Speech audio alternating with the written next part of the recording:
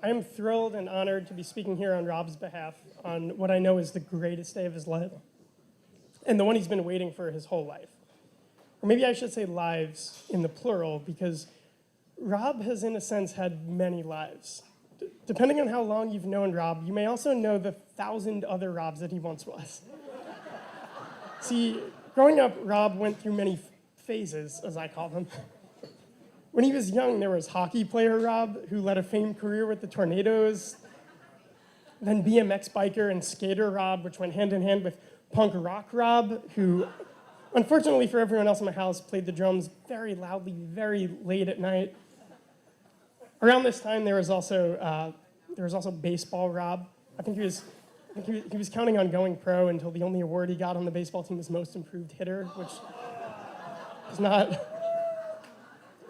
There was also randomly Florida State football fan Rob and track runner Rob, who would later lead to ultra runner Rob, but not right away.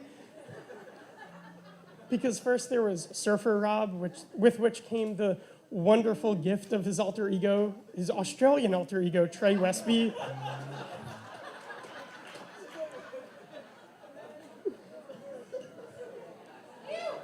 Because apparently one individual personality for Rob is not enough at any given time. This phase aligned with guitarist Rob, a period defined by his bamboo trucker cap and far too many Jack Johnson covers. More recently, you may have known Rob as craft beer snob Rob, or his even more current and most well-known self, vegan Rob. Personally, my least favorite of the Robs that I've known.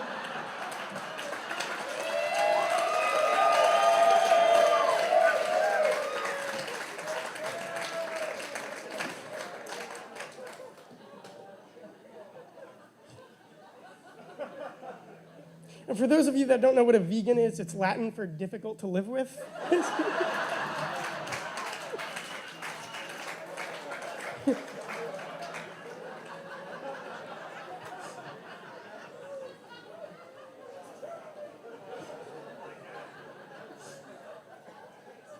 But really, I do want to talk about the Rob that I know now. And it's hard to distill him down to words. He has so many great, unique qualities about him. But he also has some flaws, and I really just kind of want to talk about those for a moment. See, growing up, Rob was not the brightest of people. At least he had no common sense. This may have peaked him when he was a toddler, and he was told not to stick his foot in the muffler of the lawnmower, after which he immediately stuck his foot in the muffler of the lawnmower and burned his foot. But he also might not be the bravest person that I know. When he was probably about like 15 or so, he watched the movie The Birds for the first time. That's that old Hitchcock movie where Tippi Hedren gets attacked by like very fake-looking birds. And Rob went out to the car to get something, and we didn't see him for like an hour. So we started looking for him, and then we found him in the car, refusing to leave, pointing up at the tree, because there were like 7 crows in the tree. And he would not, he locked himself in the car, which is only half as terrified as he was of raccoons. But I'm also surprised that Rob's the outdoorsman he is now, because he also was not the most reliable in certain situations, potentially dangerous situations. We went camping in New Jersey once, and my parents, for some reason, entrusted Rob with my care and let him take me out in a canoe in the middle of a huge lake. Just when we drifted out of view of the house, he dropped one of the oars in the water. So he tried to get it with the other oar and then dropped that oar in the water, leaving us stranded literally without a paddle in the middle of a lake in the woodlands of New Jersey. So I was terrified. But, I mean, Marissa, I don't know just how much you can count on Rob to be brave or to be smart or to take charge in dangerous situations. But what I'm certain of is that he will love you to no end. Because that's what he can do, is love better than anyone else. All of those periods, all of those phases I was talking about before of his life, they weren't phases at all. What I realized is that while from a distance they may have seemed, while from a distance they may have seemed like the meandering interests of a kid who, according to his report card, always failed to maintain focus, they were actually just Rob acting from his heart, because he does everything with his whole heart. And if he can't devote himself entirely to something, then it won't interest him, and it won't make him happy, and he won't do it at all. And Marissa, I've never seen him happier than when you came into his life.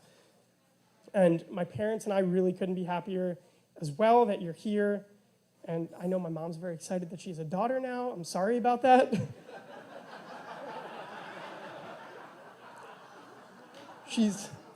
She's very smothering and overbearing. You'll get over it.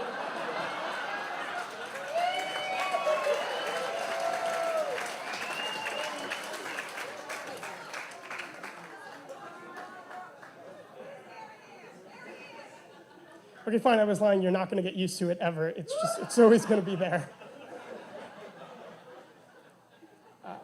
So before I go, I'll say this. Rob really didn't see many girls growing up. But every time he did, without fail, he would break out his guitar and he'd start playing music again, because he was excited and he was happy. But then things would end and the guitar would go away, go back in its case for a long time. And so when he met you, Marissa, he did the same thing. The guitar came out, but something was different. The music sounded different. It sounded better and it sounded more real. And it didn't go away. Never before had I heard him play so long or so beautifully.